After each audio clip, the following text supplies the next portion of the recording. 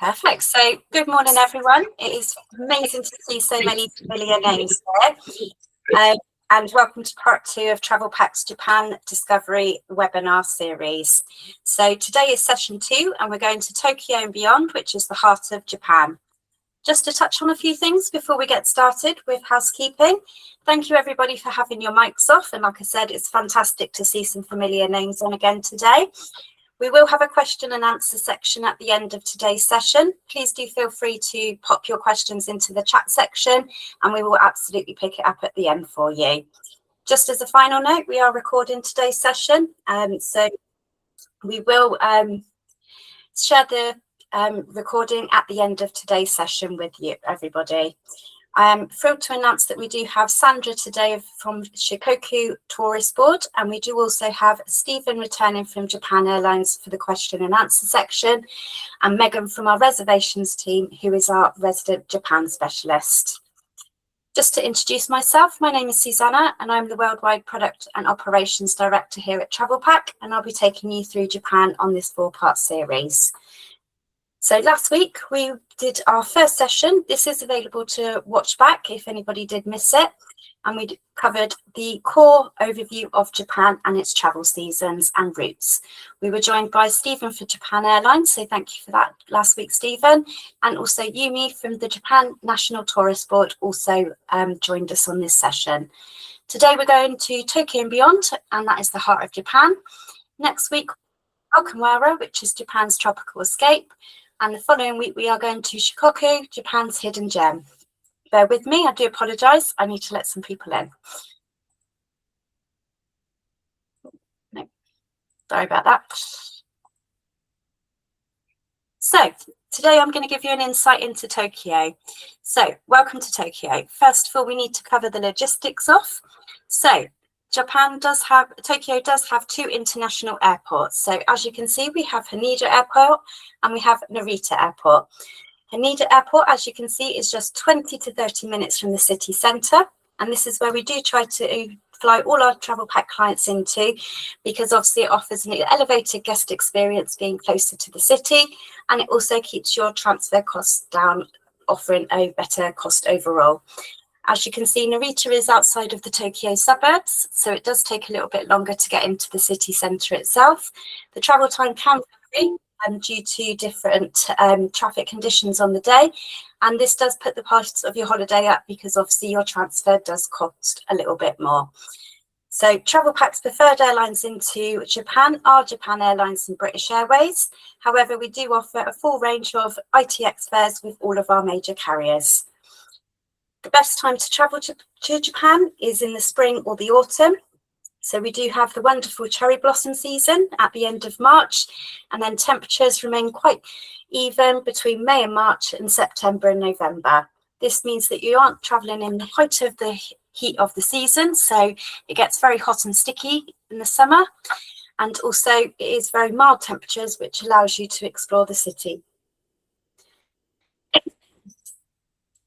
So what do your clients want to explore when they go to Tokyo? The way we break Tokyo down here at Travelpack is 3 distinct areas, and this matches the travel styles of our clients. So for example, you do have the traditional and historical areas of Tokyo, and I'm going to break down 3 key areas that your clients would like to stay. Obviously, Tokyo is a huge city, so when a client does want to book to stay there, it is important to work out what they want to do, what their travel styles are, and place them in the correct area of the city to get the most of their stay.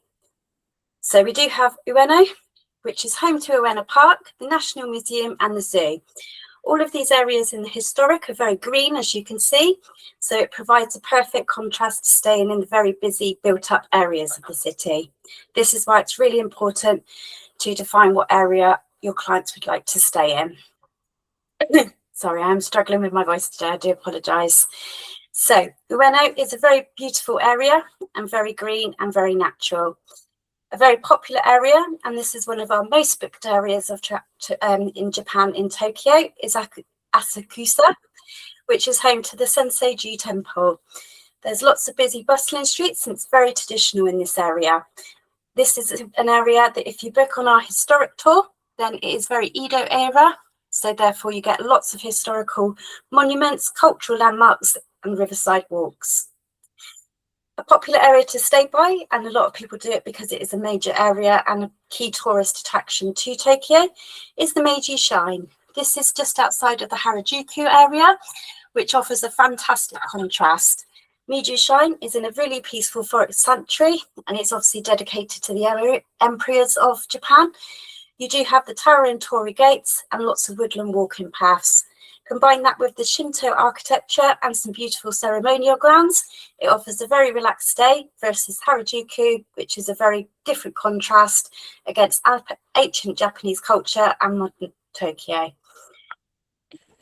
Another way we break Tokyo down is a very popular style of travel is the youth, fashion and pop culture of Tokyo. So 3 key areas to stay in this area is Shibuya. This is home to the world famous Shibuya Scramble crossing, as you can see to the left here. And this is just dominated by towering billboards and a really vibrant city atmosphere. As mentioned, there is a lovely area called Harajuku. This is the heart of Tokyo's youth culture and fashion scene. It's packed with quirky boutiques, kawaii fashion, and this is where you're going to find the awesome themed cafes that Tokyo is really popular for. You're going to get all the current street culture and the most up-to-date things, such as the rainbow sweets, and you've also got fashionable Cat Street to soak up all the energetic atmosphere that has made Harajuku its global fashion icon it is.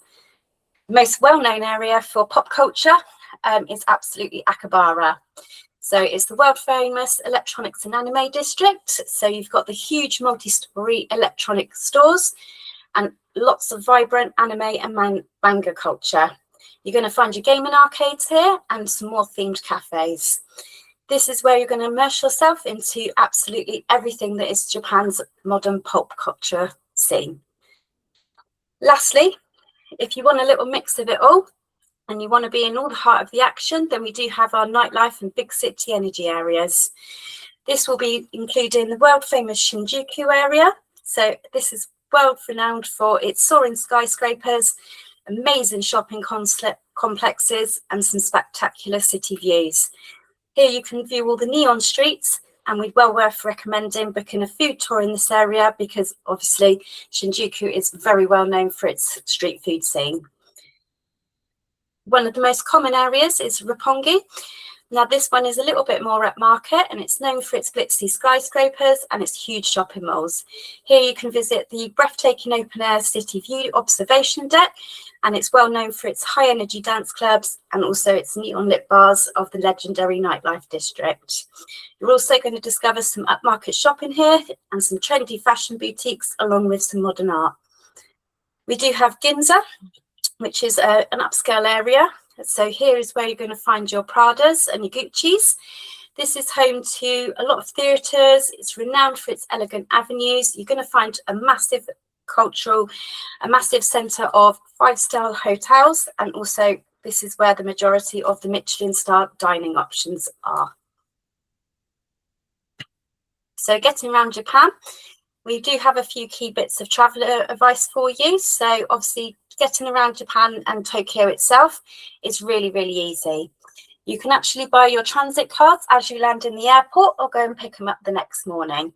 We do recommend purchasing the transit cards when you arrive, and unlike the Oyster cards, these are fantastic. You can use them across the subways, the trains and the local buses. Another key piece of advice that we do offer is also secure your pocket Wi-Fi or a local eSIM. This is because the subways and the trains have some fantastic apps, and to be able to navigate Tokyo seamlessly, you need to have your Wi-Fi sorted. So these are picked up very easily and cheaply locally. Also, Japan doesn't do any tipping. So tipping is considered impolite in Japan. We know Japan for its high-end service, and what the price you see is always going to be the price that you pay there. Another key tip for Tokyo and Japan in general is cash trays. So when you're visiting local supermarkets or a local convenience store, it's impolite to hand your money directly to the service staff. So there is always a small cash tray that you pop your transaction in, and then you'll be given your change.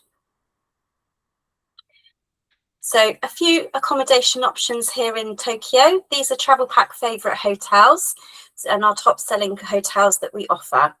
So one of our favourite hotels is the Greater Shinjuku.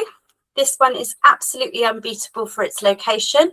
It's just 5 minutes from the train station. But as you can see, this is Tokyo. It is a little bit quirky, and there is a 12-metre head bursting out of the hotel in the form of Godzilla. You can obviously book Godzilla-themed rooms as well. And if you fancy it, you can also be checked in by a Godzilla robot at check-in if you like. However, we love it because it is just also a fantastic location and it's got that little bit extra quirk. Our second favourite hotel is Asakusa View Hotel. This one we love for the views. This hotel has unobstructed panoramic views of Tokyo Skytree and also the ancient Sensoji Temple. In every room, you get floor-to-ceiling windows, which offers you that view every single day, every single morning. It goes without saying, it also has a fantastic location within Tokyo as well. Now, you can't visit Tokyo without talking about the dining scene. Your clients are going to have questions, so it is important to know what options are available. So, as mentioned, Tokyo does have some Michelin star restaurants, and it does have more Michelin stars than any other city in the world. However, some of those hotels, as you can imagine, are extremely popular. We can book those in advance for you, either via the hotel concierge or our DMC, but we do recommend that you actually book your restaurant at the time of booking your holiday. Obviously, there are also casual dining options where you can go to cosy pubs for shared yakitori, sake, and local draft beers as well. Our top tip for eating out in Japan is if you're eating soba or ramen noodles, feel free to select those noodles. It actually pearls the air into your mouth, cools the broth, and unlocks the depth of flavour, and it is actually considered a compliment. So, what can you do in Tokyo? Here is our top 5 selling tours in Tokyo that we book on a regular basis. So if your clients do not have the time to extend their trip and go out to Hakone and spend a few days out there, we can obviously book the Mount Fuji and Hakone tour. This is available to book either via bus out or bus back, or you can actually incorporate the bullet train into it. We can offer shared, small group or private options on this tour. As mentioned, Shinjuku is just absolutely full of street eats. How do you choose to go and do the best one? Well, you go and book a walk-in tour with all your food included. I always recommend booking this the first night you arrive. It gives you a great orientation in the city, leaves you free for the sightseeing the next day, and obviously you leave that tour with your belly full. Another popular option that we book is a sumo show. Now, we do get access to the sumo contests as well that are held within certain months in Tokyo, but there are sumo shows year round that you can go and experience. We do options that include your hotel transfers, your meal, and then some options including this one, include a photo at the end with the sumo wrestlers. As mentioned, we do have some fantastic historical tours, and if you do want to stay in Asakusa, this is a fantastic walk-in tour available within it. It is just a couple of hours and gives you a highlight, but you'll find out more information on this tour than you would sitting on Wikipedia, for example. This is a fantastic imperial palace and shogun historical tour and takes in all the sights, sounds and the gardens available. Lastly, one of our most popular tours, and you cannot go to Tokyo or Japan without doing a tea ceremony, so it goes without saying this is definitely one of our most popular options, and we can do this at traditional tea houses across all of Japan, but obviously if you go to Tokyo we do have various options. Now, you can do this as part of a group, or you can also book this as a private experience for just your clients. Travelpack do book a wide range of holiday styles, so we do everything from your tailor-made holidays to your escorted tours. We obviously book a wide range of ITX fares, so we can book that on deposit, and we do a wide range of guided tours which have specific themes. So every traveller to Japan normally is travelling for a specific reason. So for example, we can do some fantastic food tours, anime tours, garden tours, history tours, you name it, our specialists will help put that together for you. We are finding cruises up and coming in this area, and obviously we can put together your groups as well. So that's everything from me. Thank you for listening to me today, and I do apologise for my voice. I'd like to welcome our guest presenter, Sandra from the Shizuoka Tourism Board. Please bear with us while we swap over presentations. Thank you, Susanna.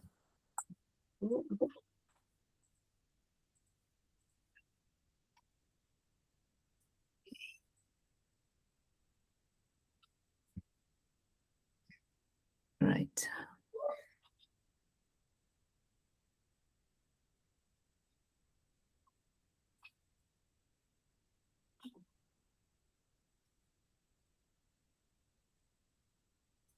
Okay, can you see the screen? Yes, that's fantastic. Thank you. Brilliant. Okay, great. So hi everyone. So my name is Sandra and I'm the UK representative for Shizuoka.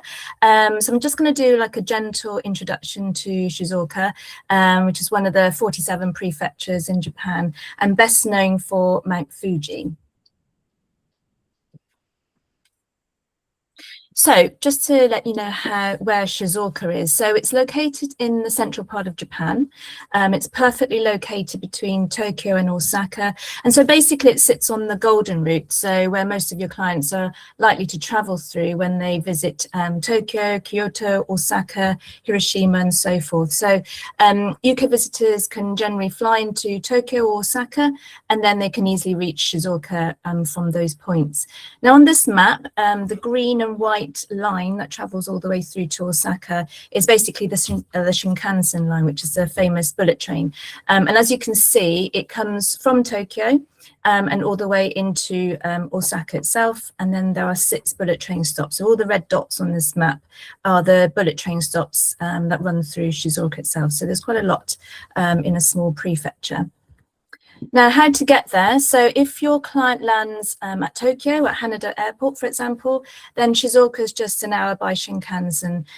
So they land at Haneda Airport, then they get a train to Shinagawa Station, and then they change onto the bullet train line, basically. So in the direction towards Osaka, for instance, and then the stop will be one of the stops on that line that will go to Shizuoka.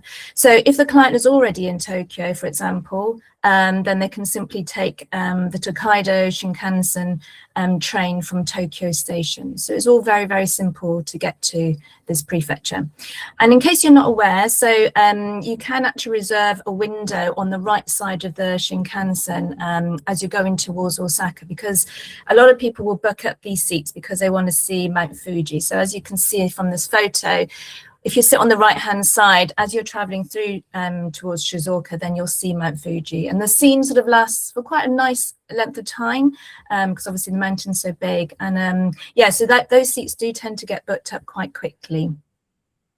Now, I know a lot of clients normally go to Hakone to see Mount Fuji, but Shizuoka basically is where the mountain sits. So, and just to give you an idea of how close Shizuoka is to Hakone, it's just over an hour basically that you can get there from Shizuoka. So for example, if you are in Shizuoka city, for example, then you go from the Shizuoka bullet train station, and then you go back up towards Tokyo, up to Odawara station, and then you get off and get the local train to Hakone, basically. And that takes around about 15 minutes on that local train to Hakone. So it's really, they're pretty much like almost next door neighbours. And then if on the bullet train from Shizuoka, it takes about an hour and a half to 2 hours from Kyoto to Osaka.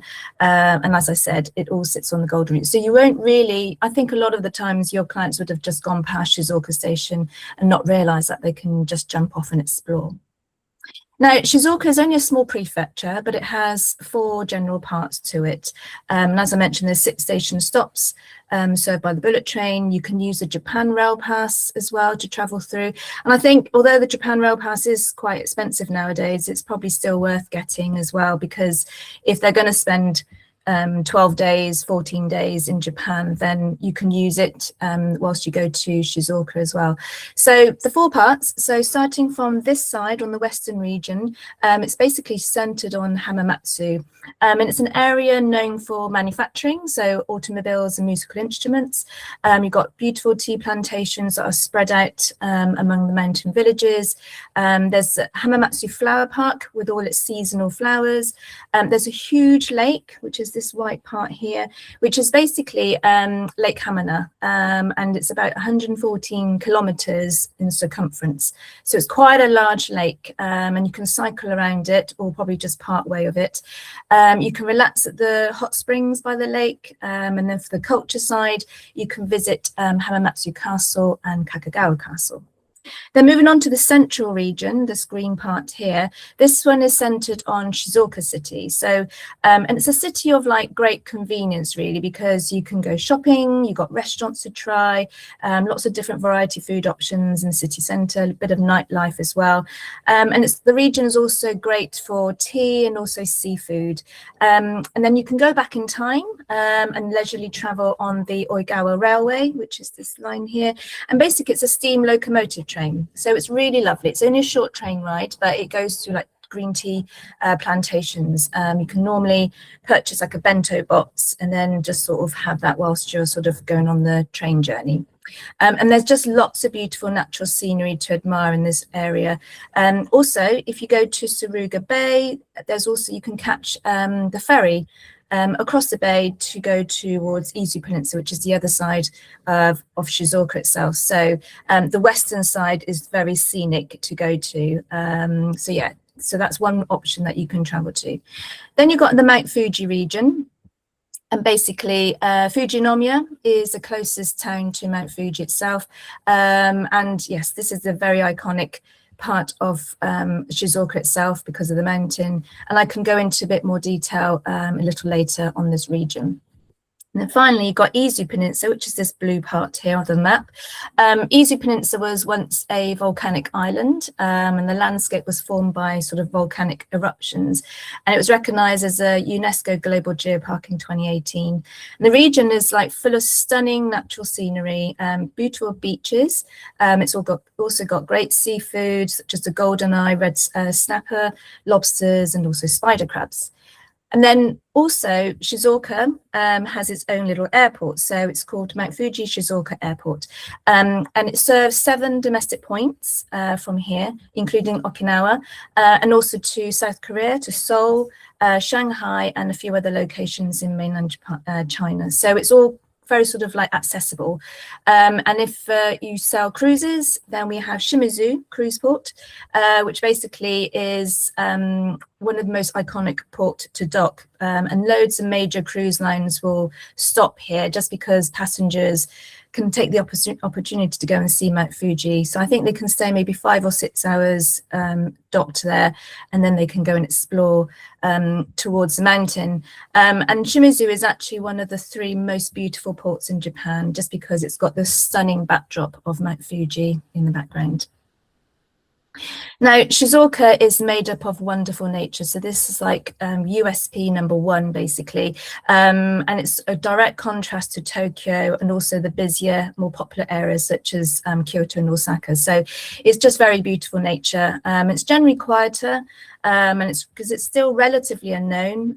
Many of the locals will probably come to Shizuoka like on their weekends, and just go to like maybe the beaches and just do a bit of walking and hiking. But it's very comfortable to travel around just because it's just less crowded. So Shizuoka nature. So in a nutshell, it's spectacular natural environment. It's got beautiful tea plantations, as I mentioned, in the central part of Shizuoka. There's like lots of green tea fields to explore. It's got over 500 kilometers of coastline, so it's home to some lovely sandy beaches. So it's quite close to Tokyo, and it's just like a bonus really to have some beaches so close by to the city.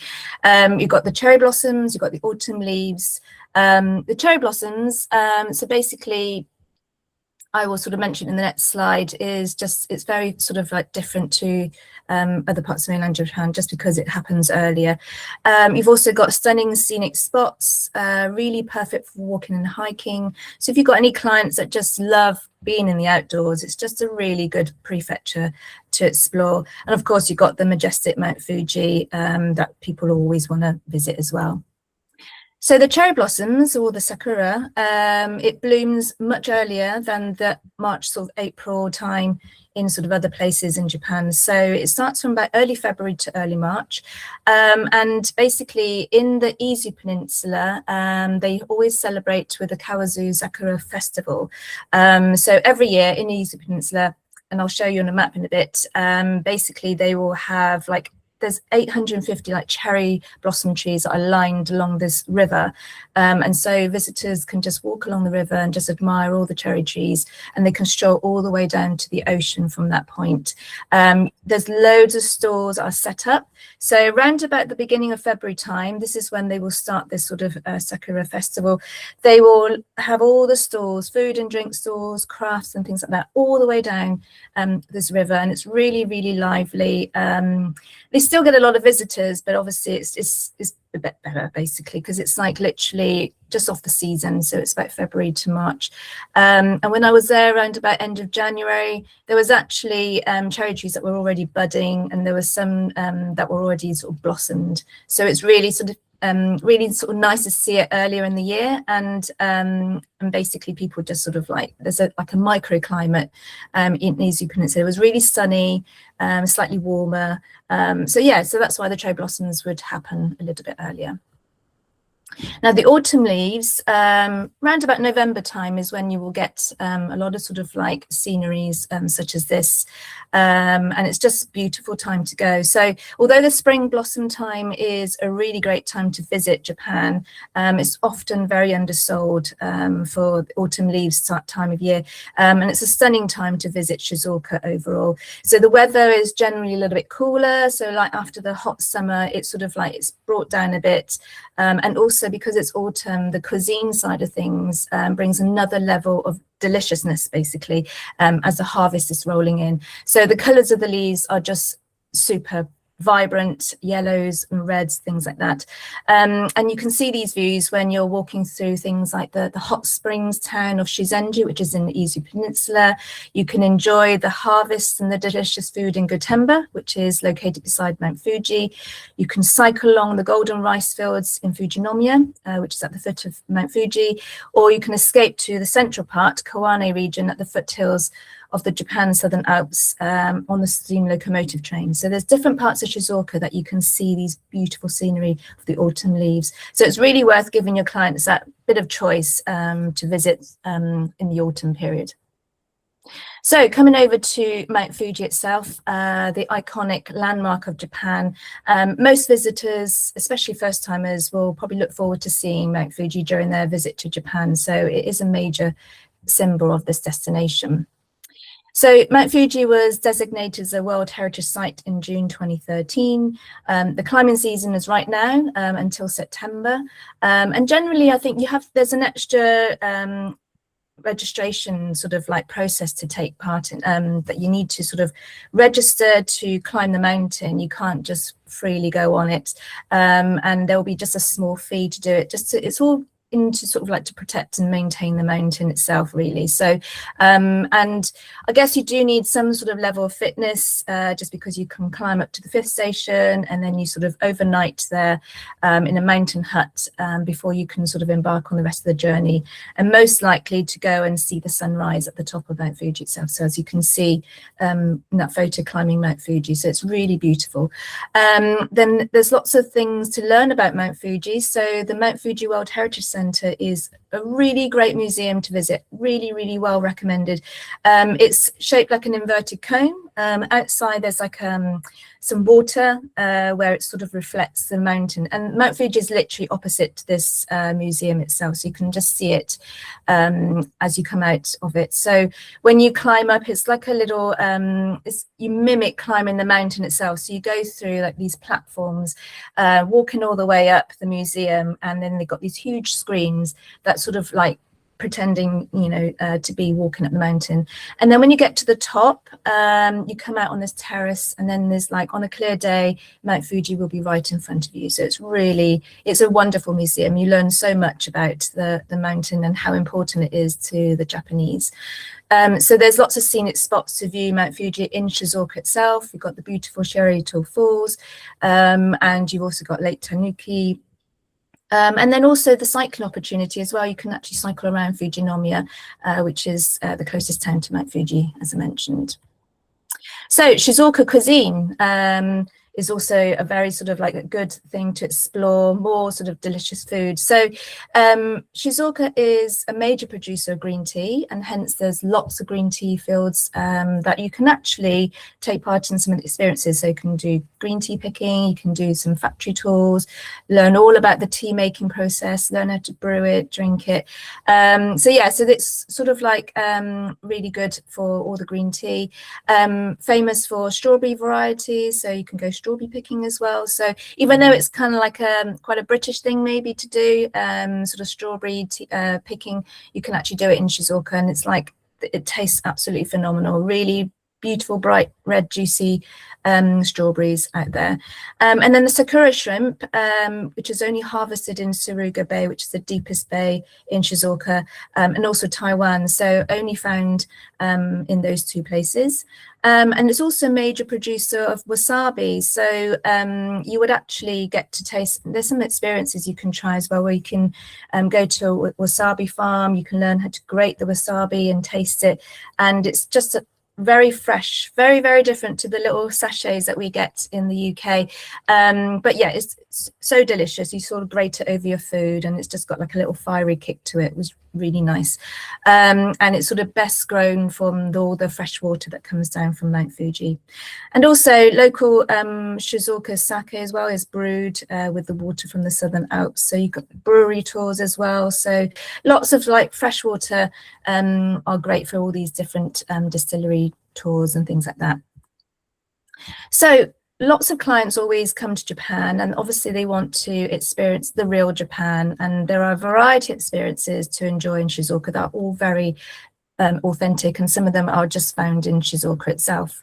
So, for example, as I mentioned, green tea picking experiences, and you can also do farm stays. So there are sort of like around 25 tea farms that can be chosen. So you can stay with the local farmer, you can go out to their land and sort of either, you know, do some green tea picking experiences, or you can do like a farm to table, which is they will have some land, grow some vegetables, so you can go out and help pick them. You come back to the farm and then just cook with the hosts, and then you can sort of sit down and eat together and stay overnight in some very sort of traditional Japanese farms. You've got lots of like onsen resorts that you can enjoy. So Shizuoka Prefecture has many hot springs all over the prefecture, each with its own sort of unique quality. From the famous ones that are well established since the ancient times, to the new ones that have been discovered in recent years, and which has taken on a Western twist as well. You've got the steam locomotive train, as I mentioned, and we've got loads of like different local food tours, brewery tours, sushi cooking classes. So some of these experiences you can probably find in Tokyo or Hakone, for example, but you can certainly enjoy them in a less sort of like busier environment in Shizuoka. Those who love diving, you can go swimming with a hammerhead shark. So this is located at the very, very southern tip of Izu Peninsula, so just off from there. There's craft workshops as well, history and culture, so all the different shrines and castles, and also you've got some adventure sport as well. So you can do some paragliding. So those who love a bit of adrenaline, so you can go to one of the sort of mountains is not too far from Mount Fuji. You sort of come off of there, and then you just literally paraglide around, and you, on a clear day, you will see Mount Fuji right in front of you. So it's spectacular. So this is a simple map of Shizuoka itself. So it's kind of like it sort of pinpoints where you can go. So I would say I would recommend staying in sort of like Shizuoka for maybe 2 nights, 3 days as a minimum, basically. And I know that clients would generally, if they're doing the Golden Route, you will have 1 or 2 nights in each place. So you're sort of traveling down the Golden Route, and then one of them could be Shizuoka itself, where you can stop off for a couple of nights, perhaps come down. So you've got the bullet train line that goes all the way through. So you can stay maybe in sort of like Atami or Mishima, maybe one of the hotels, and then you can spend one day in the Fujinomiya area, just sort of visit the World Heritage Center, go to the Shiro waterfalls. You can go to the shrine here as well. So these are sort of like the core things that you can sort of go, take your clients to, and also sample the Fujinomiya soba noodles as well, which is a specialty in that region. And then the next day you can come down to the Izu Peninsula. So there's a local train that comes down to Shuzenji Station, or you can get the other one that goes all the way down further. So Kawazu cherry blossoms is where I was talking about the cherry blossoms that happen with the river. And it's just, yeah, it's really quite easy to get to with the local trains. So where you got lines, you can come down, and there's like ryokans to stay in as well. So Mount Omuro, which is a very unique thing. So it's like it looks like an upside down bowl, basically. It's just like a dormant volcano. It's got sort of molluscs grown all over it. You can get a chairlift that goes to the top of the crater, and then you can just walk away around, and then just have a 360-degree view of the whole region. So it's really, really cool that way. So activities. So on the Explore Shizuoka website, when you go onto that website, you can go onto a section called activities. When you click on it, there's lots of different things you can filter according to what your clients like. So for example, if they want to have a more of a cultural experience in Shizuoka, then you click on culture and then you click search, and it will just bring up all the different types of activities that will match that. And it will tell you where it's located. These are sort of like more direct to the suppliers. So you would use Travelpack to sort of help you with this through the DMC. And they will just tell you whether it's English speaking. Most of the activities are English speaking. It tells you how much it costs, what the duration is, who it's suitable for. So, and there's like a little description, an itinerary of those activities. So you can choose from like culture, wellness, outdoor activities, things like tea picking, things like that, and the cuisine side. So yeah, it's a really great sort of like function to check all those authentic stuff that you want to sort of suggest to your clients. Now, accommodation-wise, there is a variety to choose from. So it's a great hot springs destination. So there are ryokans that range from your traditional types, so with tatami mats and futons to sleep on, all the way to the sort of like the higher range with luxury element to it. So some of them will have a mixture of Western style beds and also the Japanese rooms as well. So it's quite funny because the local Japanese nowadays, I suppose as they get older, they don't necessarily want to sleep on like the tatami mat. So they do sometimes request, oh, I want a Western style bed. So even the local Japanese will want that as well in their ryokan stay. I guess most people would just stay for one night. So that's another opportunity. If you want to stay for a couple of nights, maybe one of them could be in a ryokan, just to have that whole Japanese experience. It's just truly, I mean, they are beautiful. These ryokans are just great. Normally they would have just Japanese cuisine served to you, but there are some now that are sort of like they've developed further. So I went to one where it's really luxurious. They have Japanese or Western style rooms, and then there's a choice between Japanese food or French cuisine. So there is an element of Western food if you prefer that as well. The onsen resorts are found in a variety of locations within with Izu Peninsula boasting as one of the best hot springs in Japan. And there are fewer 5-star hotels and a bit more of the 3-star, 4-star range across Shizuoka. Some will have Mount Fuji views, some will have private onsens and so forth. So here is just a quick slide that will show you. So Travelpack, for example, you can use the media library there, so it's credit free, so you can sort of register to sort of take some of the images that we have. And there's lots of stunning images that can be used to promote Shizuoka with. Got the website there. We've also got social media, Facebook and Instagram, which basically it just sends through, not like loads of updates, but it will just send you like quick tips on Shizuoka itself. And we've also got YouTube channel where you can see some of the videos just to see what, get a taste of what Shizuoka looks like. And that's me. Thank you very much for listening. And I hope that, any information you need from me, feel free to contact me or go through Travelpack, and then they can contact me to answer any questions you have. Thank you, Sandra. That was fascinating, and it was amazing to see what's available from, Fuji and beyond, basically, and that there is a lot more there to go and see and do. Yes. For sure. I mean, what we book quite often in that area as well, and this is in addition to the rail passes, the Hakone free passes. And that's a fantastic way to get around the whole area. You get the extra romance train, and all the ropeways and all the little individual bits of there's a lot of ways to get about in that area in terms of buses, ropeways, trains, subcars and things like that. So we can book the Hakone pass, and that is a fantastic addition to your holiday in that area as well. So thank you, everybody, for attending today. I am going to open the floor to questions. So just as a reminder, we do have Sandra. We also do have Megan, which is our Travelpack Japan specialist. And we do have Stephen, also from Japan Airlines. So feel free to fire away with questions in the chat. We do already have one. And I believe this might be particularly for the Rokinon accommodation, because that's what you were presenting at the time. Sandra can confirm, but what's the average price of accommodation in Shizuoka?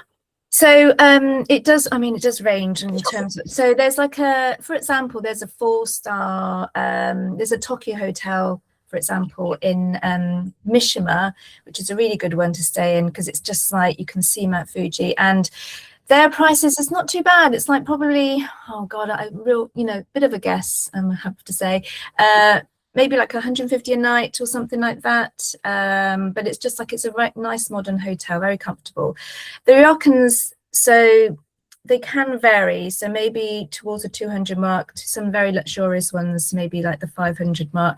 We've got some ryokans that actually have villas in them as well. So you can have a whole family, which, private pool, private hot springs, things like that, and it's just really lovely. So it depends on what level of your clients are, basically, from whichever range. So I would say around about the 130, 150 mark, a night, or it could be a bit lower in some cases as well. So I could get back to you on that one, just to sort of give you some more general ideas, because it probably is quite handy to have that, really, isn't it, too?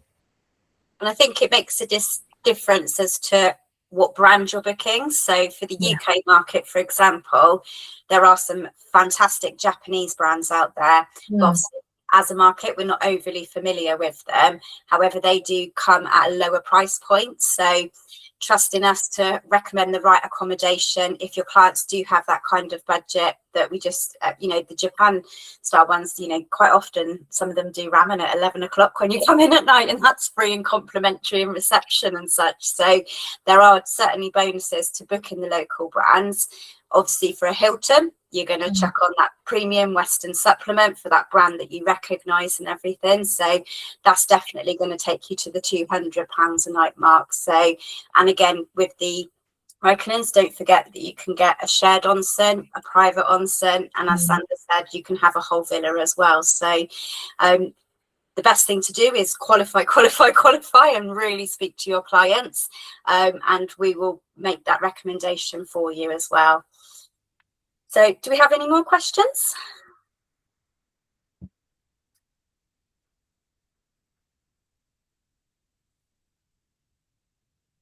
No, it doesn't seem to today. So we've covered everything by the looks of it. So that's always a good sign as well. As mentioned, this presentation is all recorded, so we will share a copy of it.